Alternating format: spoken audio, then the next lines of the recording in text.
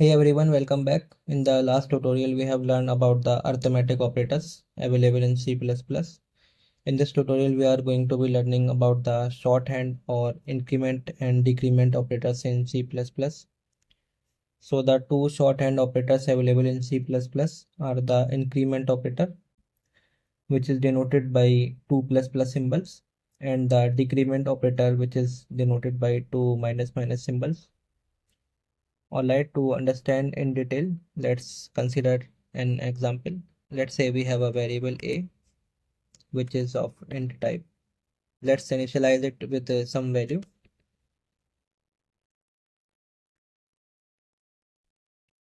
And if I wanted to increment this variable by 1, then what I need to do is I need to write a equals to a plus 1. So the operation a plus 1 done first, and it will store in this variable a. So if we use this increment operator, then we can write plus plus a or a plus plus, like this we can write. Similarly, if you wanted to do minus 1 here, if we are using arithmetic operators, then you guys need to write a equals to a minus 1. But if you use this decrement operator, then you guys need to write minus minus a or a minus minus. So we can say that increment and decrement operators provide a convenient way for adding or subtracting one from an object. Now the next thing is, where these increment and decrement operators are used. So these are very frequently used in loops or with the iterators, and we are going to see that when we learn about the loops and iterators.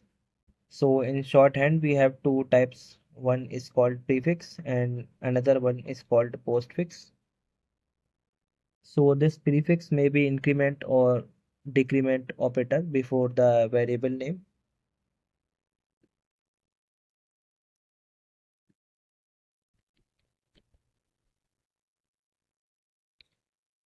First increment operator, then variable name. Similarly for decrement operator, first decrement operator and variable name. And for postfix,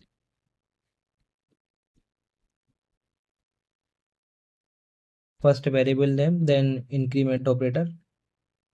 And for decrement operator, first variable name and decrement operator. To demonstrate this, I am going to be writing a program right now. So what we are going to do is we are going to create a variable, let's say int a. Let's initialize this to some values. Then how to use this increment or decrement operator. So here what I am going to write is a plus plus, and I'm going to write cout, and I'll refer a.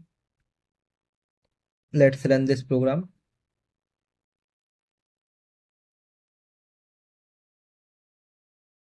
So you guys can see the value 11 because a is incremented by 1. First the value of a was 10, then it was incremented by 1, then we can see the value 11. And similarly, if I change this a to plus plus a, so same result will get, that is 11. We saw that we have used prefix and postfix also, but we are getting same result. So the next important thing is, when to use prefix and when to use postfix. So here just to demonstrate, I'm writing few statements.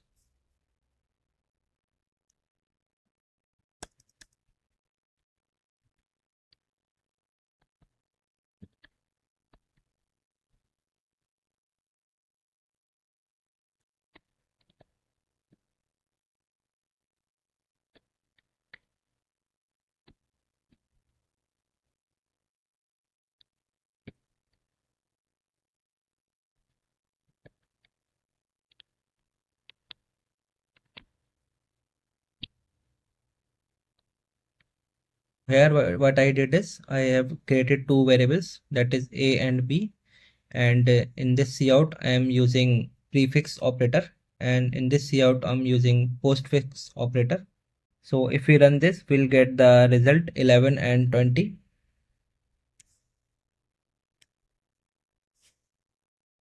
Why it is so? Because in this first cout we are using prefix operator. So the value of a is incremented by 1, then it returns the value to cout. So initially the value of a was 10, then it was incremented by 1, that is 11, and that 11 value is returned to cout. So we got the result 11. Similarly, in this cout, we are using postfix operator. So the original value of b is returned first, that is 20, then b is incremented by 1. So currently in b variable 21 is stored, but in compilation time 20 was returned to cout, and after that process it incremented by 1. We got the 20 value here. If I try to see out b value here, we'll get 21 only because this is also incremented.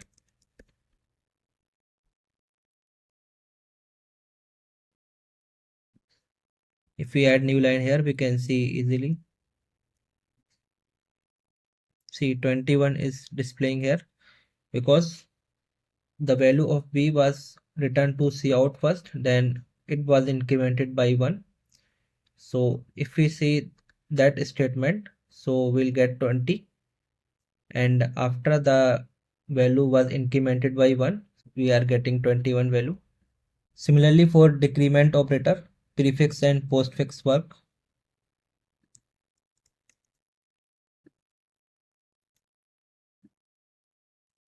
Here in first cout, I'll get 9 because first decrement operation done, then value will return to cout. But in second cout, I'll get 20 because first 20 passed to cout statement, then decrement by 1. Let's run this. So we are getting 9 from first statement and 20 from second statement. Alright, that's all for this video. Thank you for watching. See you in next video.